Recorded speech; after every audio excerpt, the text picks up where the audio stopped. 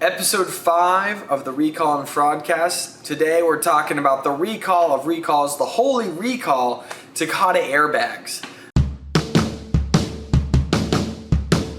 A nationwide recall took place in 2014 for Takata airbags, and they have continued on, affecting models from 1999 to 2019.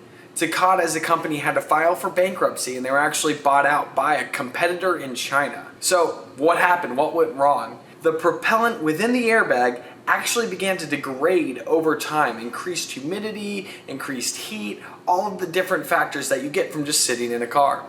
With the increased propellant, they were seeing airbags open up at a speed of 160 miles per hour. The average airbag opens up between 8 and 14 miles per hour.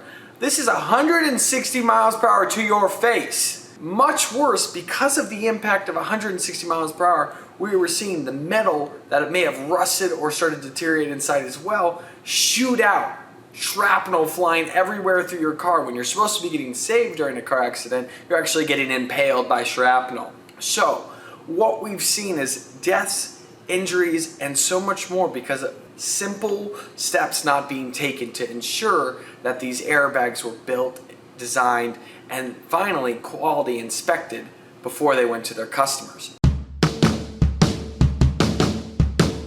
So, how does X-ray inspection fit in this process? Well, you can see the video here to see how we blew one up and see the whole spin of what it looks like in more detail. But simply put, an inline inspection solution using X-ray would allow you to evaluate each airbag and ensure that everything was put together correctly and assembled to withstand any elements coming their way, and to help you with any sort of process that you needed to improve as you continue to build and develop better products for your customer. Reach out to us if you want to learn more about how we can do X-ray inspection on your products.